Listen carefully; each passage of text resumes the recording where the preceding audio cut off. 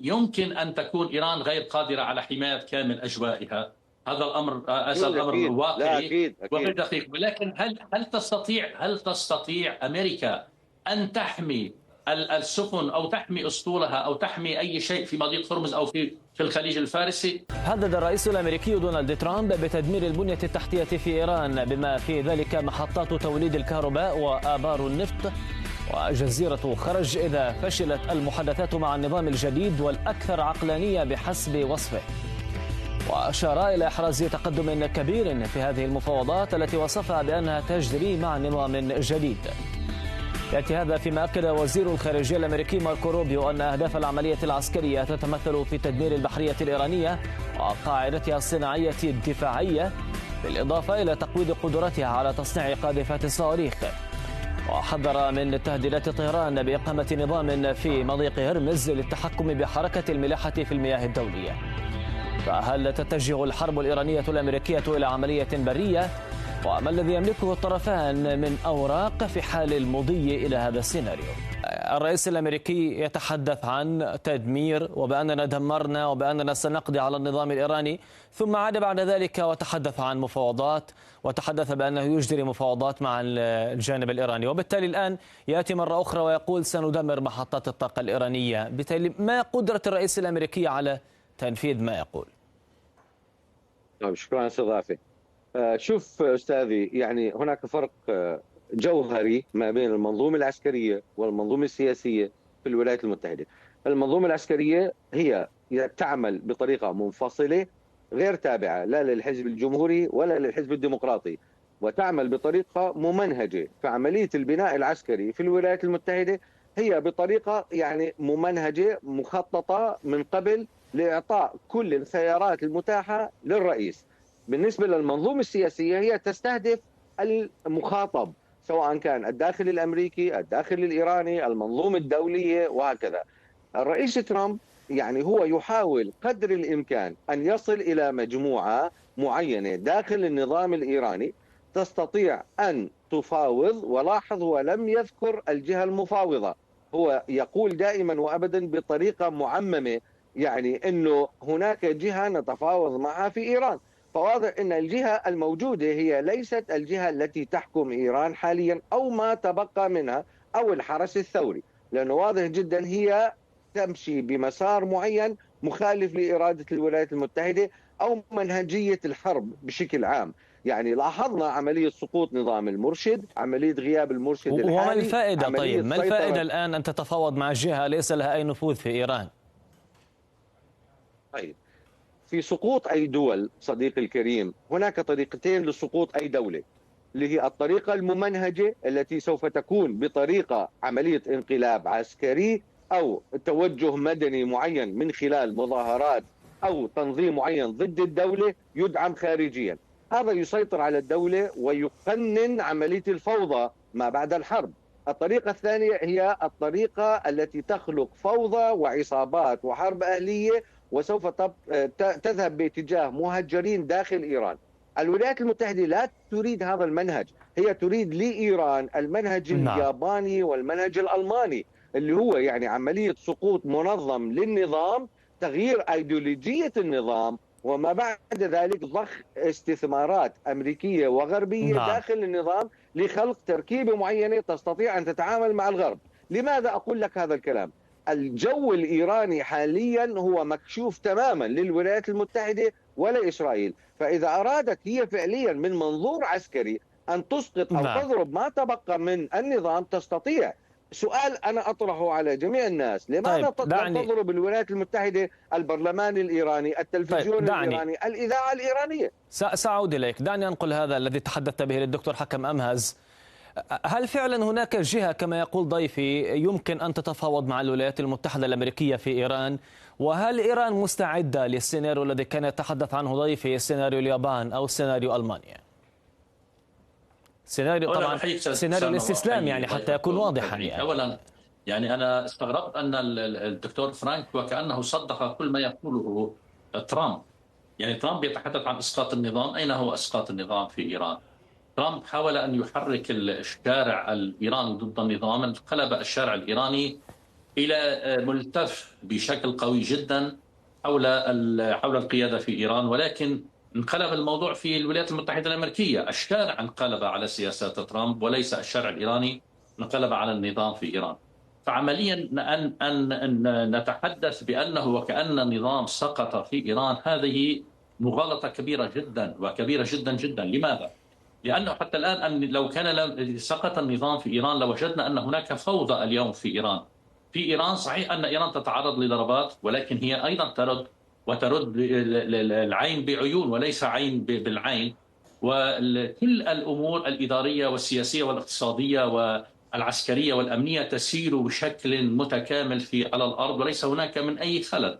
لو كان هناك سقوط للنظام لكنا شاهدنا أن هناك اضطرابات وهناك احتجاجات وانقلب الوضع على الأرض. على كل هذه بالنتيجة يمكن أن تكون أحلام وتمنيات، لا أعتقد أنها ستصل إلى هذا الأمر. بالنسبة إلى سؤالك أنه من يفاوض، طيب الآن السؤال الكبير جدا، لنفرض أن فلان الفلاني في إيران يفاوض، هل يستطيع هذا الرجل أن يذهب إلى المفاوضات دون أن يكون هناك تفويض له من قبل الدولة الإيرانية؟ هذا السؤال كبير جدا. يعني يحاول ترامب يقول مثلا أنه نحن لم نعد نعرف من يحكم في إيران. طيب جيد، لم تعد تعرف من يحكم في إيران، فإذا مع من تتفاوض مع نفسك. هو قال هذا الكلام لأنه يعني لم نعد، يعني كل لساننا ونحن نتحدث عن أن هذا الرجل يناقض نفسه ويتم غلطات كثيرة جدا. لا أريد أن أدخل في التفاصيل لأنه فعلا هناك الكثير جدا يمكن أن يقال. فلذلك الآن الإيرانيون لديهم مفاوضات على أساس واحد، هو التالي: أن السفير الإيراني في باكستان هو من يتولى نقل الرسائل ما بين الولايات المتحدة الأمريكية وإيران عبر المفاوض عبر الوسيط الباكستاني. وبالتالي هذه هي الجهة الوحيدة التي تتعامل معها إيران حاليا، وكل ما يقال غير ذلك ما هو إلا لذر الرماد في العيون وعملية تضليل كبرى. عملية تضليل إذن. عملية تضليل إذن دكتور فرانك مسمار، عملية تضليل كما يقول ضيفي. بالتالي أي جهة يعني الآن تتفاوضون معها؟ من هذه الجهة التي يمكن أن نتحدث عنها؟ وبالتالي حتى الرئيس الأمريكي عندما يتحدث عن جهة يمكن التفاوض معها داخل إيران، طيب أيضا هو قتل كل القادة الإيرانيين، يعني مع من بقي يتفاوض؟ يعني يعطونا اسما واحدا، أستاذ أسامة، فليعطونا اسما واحدا فقط، اسما واحدا. سأعود إليك. تفضل دكتور، أعطنا اسما. شوف بغض النظر عن البروباغندا والدعاية الإعلامية الإيرانية، يعني هي دائما وأبدا في منظور القيادة الإيرانية اللي هي فعليا، حتى ننظر يعني ما هي القيادة الإيرانية. نظام المرشد، أين هو المرشد؟ المرشد الخامنئي يعني غير موجود طبعا، المرشد الآخر غير موجود بغض النظر يعني ما هو حالته الصحية وهكذا. يعني في ضمن هذه الحالة لا يخرج المرشد مثلا صوت وصورة، لا يخرج. طيب هاي تركيبة النظام الإيراني، لأن النظام الإيراني هو نظام ديكتاتوري أحادي وهو ما يسيطر على مفاصل الدولة، غير موجود. طيب النقطة الثانية، النظام السياسي الإيراني اللي هو النظام الناعم الممثل مثلا بالسيد بازكشيان والسيد عراقجي، هو لم يستطيع حتى أن يقرر عملية عدم ضرب دول الخليج. عندما خرج بهذا المنظور وتكلم أصبح أضحوكي، لأنه النظام الإيراني الحالي الذي يحكم هو خلينا نقول أمراء الحرب الذين انشقوا عن النظام من خلينا نقول تركيبة جغرافية معينة اللي هي قوات الباسيج والحرس الثوري. هذا من يحكم الدولة فعليا حاليا. طيب لو كان هناك نظام سياسي أصلا في إيران، يعني خلينا نقول الفوضى الإيرانية، مثلا الولايات المتحدة تقول أنه إيران لديها صواريخ باليستية وهي خطيرة وممكن أن تستهدف أوروبا. إيران تذهب باستهداف قائدة دييغو غارسيا لكي تثبت الكلام الأمريكي أنه فعليا إيران لديها صواريخ أكثر من 4000 كيلومتر. يعني هل هذا مثلا سياسي ولا فوضى؟ طيب يعني إن سلمنا بهذا السيناريو بأن هناك انقسام وتصدع وانشقاق ولا تظاهرات، طيب لكن إيران لا زالت على أرض الواقع تتحكم في مسار الأحداث، توجه صواريخها نحو إسرائيل ونحو القواعد الأمريكية، تغلق مضيق هرمز. من يجرؤ على المضي من مضيق هرمز؟ تفضلوا يلا مروا عن مضيق هرمز، تفضل باخرة أمريكية تمر. تمام أنا راح أجاوبك على سؤالك. أول شيء النظام الإيراني واضح جدا أنه في خلال فترة وجود المرشد وقبل الحرب تم توزيع القوات الإيرانية لقوات الباسيج والحرس الثوري جغرافيا.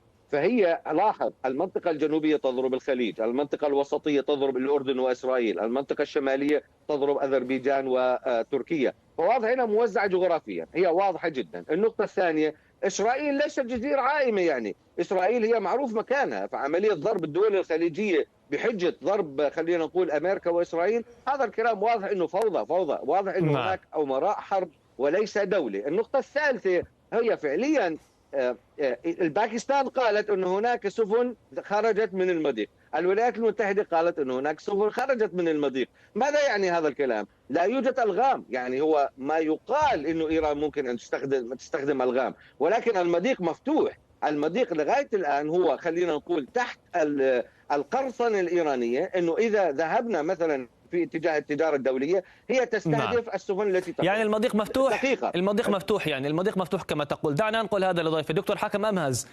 مضيق هرمز مفتوح، يمكن لأي سفينة كما يقول ضيفي أن تمر عبر هذا المضيق، وبالتالي هذه التهديدات الإيرانية الفارغة التي تتحدث سنضرب أي سفينة تمر، من يجرؤ على المضي من مضيق هرمز؟ يعني حتى ترامب تحدث أهدونا 10 ناقلات نفط أو أكثر من ذلك. يعني شوف استاذ محمد، عفوا انا كنت اعتمد على الصوت وناديتك بعزيزنا الزميل اسامه.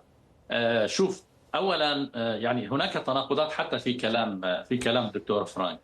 يعني لا اريد يعني عن صدقا اول شيء يا اخي، انتم ما لكم وللعالم، سواء كان لديها دفاعات او ليس لديها دفاعات. اذا كنتم تودون ان يكون لديكم معيار واحد في العالم، هذه اسرائيل لديها اسلحه نوويه، تفضلوا تجرؤوا وكونوا رجال ولو لمرة واحدة وتحدثوا بكلمة واحدة. تجرأ الآن، أنا أتحداك دكتور فرانك، تجرأ وقل أي كلمة فيما يتعلق بالبرنامج النووي الإسرائيلي. أنا أتحداك على الهواء الآن، لا تتجرؤون. طيب ولكن أنتم دعنا نأخذ هذا التحدي. قادر دكتور فرانك أن تقول كلمة واحدة كما قال ضيفي؟ أتحدث أنهم يتدخلون أستاذ محمد، لا فقط خلينا دعني أسمع. أنت طلبت منه ذلك دكتور حكم، طلبت منه ذلك.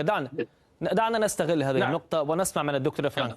قال لك يعني أتحداك أن تقول كلمة واحدة عن إسرائيل وما يجري. يعني أنا أقول لك لا مش الموضوع الموضوع مش إسرائيل. هو طبعا هو بالنسبة لهم بالنسبة للإيرانيين عملية التسويق الإسرائيلي، لا لماذا؟ لأنه هم خلقوا العدو في منطقة الشرق الأوسط للتوسع الفارسي الإيراني هو إسرائيل، لأنه منطقة الشرق الأوسط هي منطقة إسرائيل قبل الثورة الإسلامية. يا دكتور فرانك، أنت دكتور، إسرائيل قبل انتصار الثورة الإسلامية كان مع إسرائيل.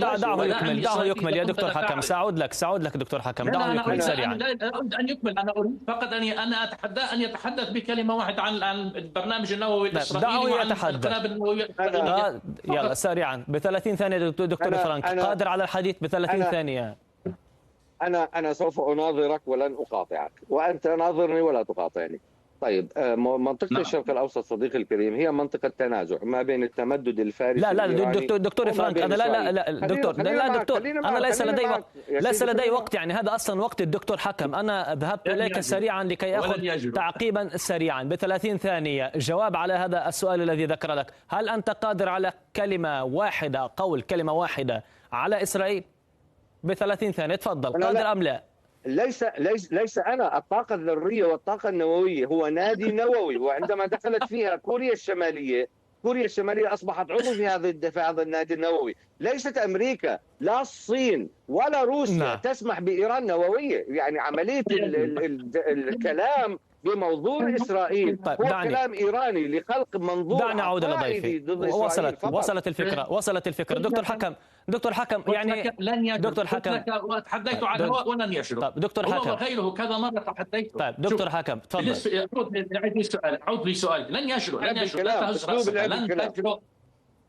شوف، لا في أسلوب لعب الكلام. دكتور حكم أنت فهمت ما أردت أن تفهمه. تابع الإجابة الآن. لا نريد تحديات أخرى في البرنامج. لا، قال أن إيران هي ديكتاتورية، وترامب بعظمة لسانه قال أنا ديكتاتور. جيد، هذا واحد. الأمر آخر يتحدث عن موضوعات شؤون داخلية. يقول أن النظام منهار، ثم يقول أن الحرس الثوري والقوات في إيران هي الممسكة بالأرض. طيب جيد، هذا يعني ليس منهار النظام. يتحدث عن السيد مجتبى، ما لكم ولا الآن هناك طيب وضع لكن أمني. عدد الصواريخ السيد الإيرانية يا مجتبى دكتور حكم أمهز، يعني عدد الصواريخ الإيرانية تناقص بشكل كبير كما قال الرئيس الأمريكي، كما قالت إسرائيل. يعني في السابق كانت إيران تطلق نحو 200 صاروخ، الآن كم صاروخ تطلق على إسرائيل؟ أليس هذا أيضا حقيقة واقعية؟ صحيح. لا شوف، اولا مع بدايه الحرب استاذ محمد، مع بدايه الحرب كان هناك تكتيك عسكري اسرائيلي. كان لدى ايران صواريخ من سنوات ال 91 92 93 القرن الماضي، وبالتالي استخدمت هذه الصواريخ بكميات كبيره لاستنزاف الذخيره الموجوده في منظومات الدفاع الجوي الاسرائيليه والامريكيه في المنطقه، واستهدفت كل المنطقه. وبالتالي كان لابد ان يكون هناك في البداية مفاجأة، لأن حتى ترامب قال أنه فوجئ بأن إيران ضربت المواقع أو القواعد العسكرية الأمريكية في الدول العربية، لأنه لم يكن يتوقع. كان التركيز كله في الكيان الإسرائيلي وفي القضايا البحرية، يعني في الأسطول البحري. ففوجئ. بعد ذلك بدأت الصواريخ. الآن إيران تقصف صواريخ نوعية ولا تقصف صواريخ بالكميات، ولديها إمكانية. أنا أقول لك من الآن وأتحدث بمعلومات أن لدى إيران إمكانيات كبيرة جدا على مستوى الصواريخ، وهي تعمل على أساس أن هناك حربا طويلة تحتاج إلى كميات كبيرة من الصواريخ، وبالتالي هي تقنن وفق التكتيكات العسكرية المطلوبة. يعني لا قد يستطيع أن يقول لها افعلي كذا وافعلي كذا. هناك غرفة عمليات هذه موجودة. بالنسبة إلى مضيق هرمز، سؤالك يعني مضيق هرمز. شوف، مضيق هرمز يعني بعد أن فشل ترامب في تحقيق أي من أهدافه، لا بإسقاط النظام ولا بقلب الشارع ولا بدفع الانفصاليين الأكراد لخوض حرب برية، ولا لجر الدول العربية أو الأوروبية أو الناتو إلى الحرب، ماذا أصبح هدفه صغير جدا؟ فتح مضيق هرمز. مضيق هرمز مفتوح، والآن تفضل دكتور فرانك وقال أنه مفتوح والسفن تمر من خلاله. طيب، فإذا هو يحاول أن يصنع إنجازا وهما فقط لكي يظهر بأنه بطل أمام الرأي العام الأمريكي. لكن هنا أذكره فقط بقضية مضيق الدردنيل في العام 1915 مع بريطانيا، كيف انهزمت بريطانيا الإمبراطورية العظمى في ذلك الوقت، وقد يكون مضيق هرمز هو السبب في هزيمة الأمريكيين في هذا الزمن. دكتور فرانك، ليس محقا دكتور حكم أمهز فيما يقول؟ يعني أنتم الآن تسعون إلى فتح مضيق كان مفتوحا قبل الحرب، يعني أنتم تصنعون إنجازا من لا شيء.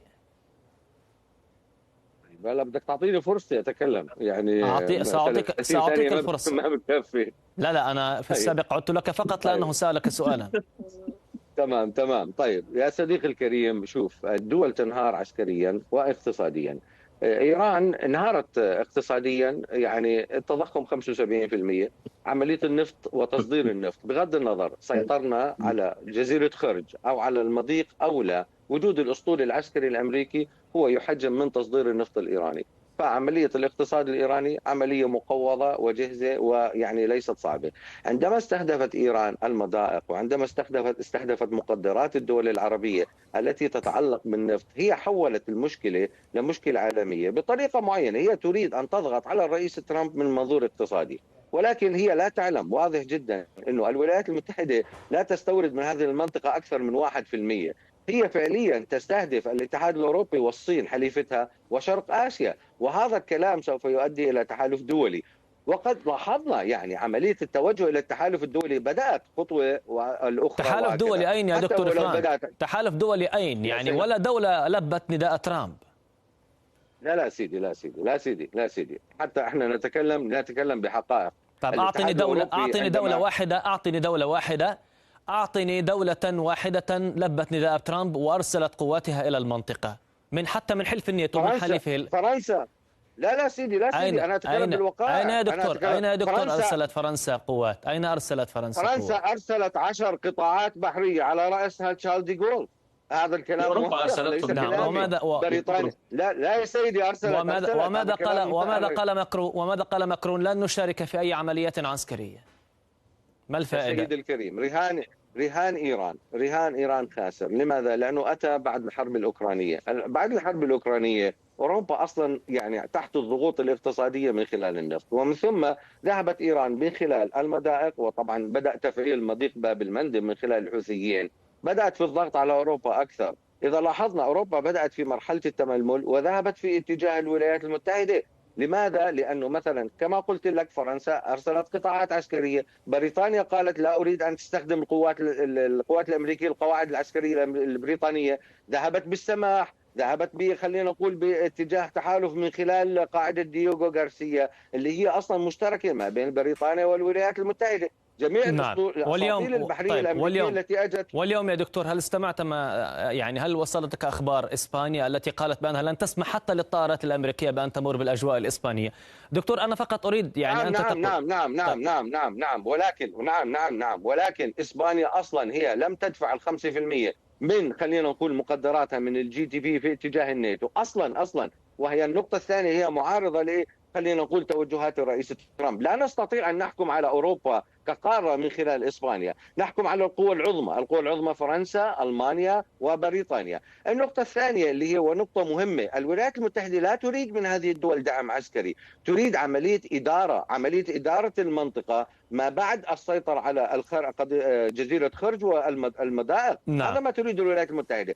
حتى نكون واقعيين وأنهي بهذا الكلام إذا تريد أن تتوجه إلى الضيف. هل تستطيع إيران حاليا أن تحمي سماءها أو تحمي سماء المضيق أو جزيرة خرج إذا أرادت الولايات المتحدة أن تتجه وتضربها جويا؟ جاوبني على هذا السؤال.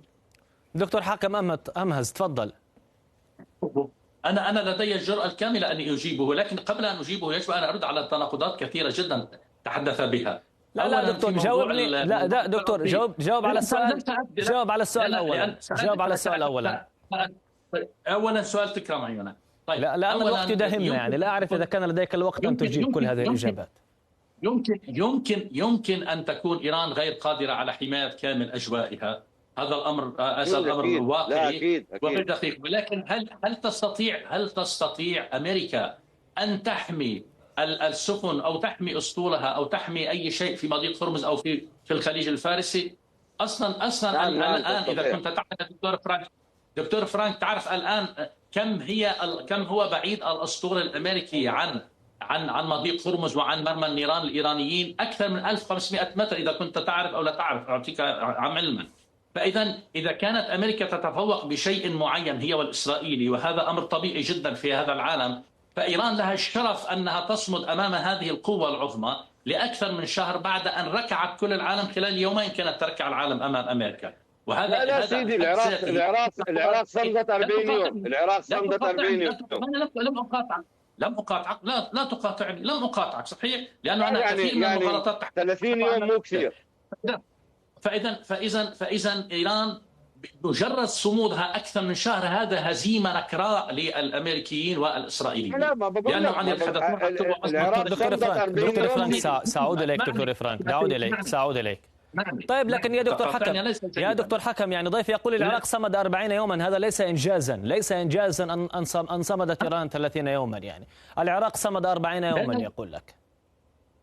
لا هذا أخي هذا كلام. أنت تتحدث عن حرب طاحنة. أنت تتحدث عن قوة عظمى تستخدم كل إمكانياتها ضد دولة محاصرة منذ 47 سنة، وبالرغم من ذلك تقاتل بإمكانياتها الذاتية.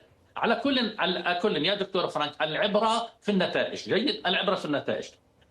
قال أنه يعني أنا نسيتني ما كنت أريد أن أقوله تقريبا على كلامه. تناقضات. تحدث عن دول أوروبية. تحدث عن دول أوروبية. طيب دول أوروبية يا صديقي، أصلا حتى الفرنسي، الرئيس الفرنسي، إذا يعني لا أدري إن كان تابع هذا الموضوع، أصلا الرئيس الفرنسي والرئيس الألماني والمستشار الألماني وغيرهم قالوا أن هذه الحرب غير قانونية وغير مبررة. وأصلا الأوروبيون مسرورون بأن الأمريكي غطس في مستنقع قد لا يخرج منه، لأن الأمريكي أوقع الأوروبيين والروس في معركة أوكرانيا ولا تزال حتى الآن، والأوروبيون يدفعون ثمنا. الموضوع الثاني قال أن أمريكا لديها فقط 1% من مضيق هرمز. إذا كان لديها 1% مضيق هرمز جيد، فلماذا هذه الأسعار التي ارتفعت بشكل حاد في الولايات المتحدة الأمريكية وأسعار لا لا لا لا لا سيدي، لا سأعود إليك دكتور فرانك، سأعود إليك سريعا يا دكتور حكم سريعا. المليونية غير مسبوقة، التظاهرات المليونية غير المسبوقة قالت نو كينجز، ألم يقولوا طيب. ذلك؟ لماذا نزلت هذه؟ دعني أخذ الرد سريعا يا دكتور حكم. دكتور فرانك بدقيقة ردك. يا اخي غريبه، يعني انا بطلع كثير مع ضيوف ايرانيين، يعني لا يتكلموا في الواقع. انا عايش في الولايات المتحده، 50 قرش ارتفع اسعار النفط على المضخات، 50 قرش لا تعني شيء. حتى في الحرب الاوكرانيه ارتفع برميل النفط في بدايه الحرب $142 ولم يؤثر. لا يا سيدي يا سيد الكريم، يعني دكتور حكم دعه يجيب. تظاهرات، قال لك تظاهرات، لو سمحت يا دكتور حكم، لو سمحت. قال لك هناك تظاهرات في أمريكا تطالب بإنهاء الحرب يا دكتور فرانك.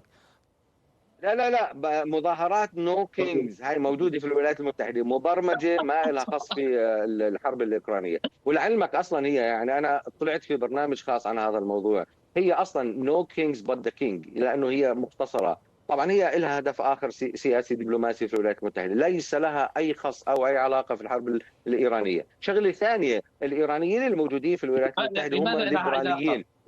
دقيقة هم الإيرانيين الموجودين في الولايات المتحدة هم ليبراليين، وأغلبهم متواجد في ولاية كاليفورنيا، تعدادهم لا يقل عن 500,000 تقريبا، وهم أصلا ليبراليين خرجوا من الدولة الإيرانية بعد الحكم الديني، وهم أصلا ضد النظام الإيراني ومع الرئيس ترامب. عملية يعني خلط المعلومات. شكرا دكتور حكم. هذا أول لقاء مع دكتور فرانك، هناك لقاءات أخرى كثيرة وستلتقيان كثيرا، ولكن أنا الوقت لا ليس لدي ولا ثانية للأسف، الوقت انتهى يا دكتور حكم.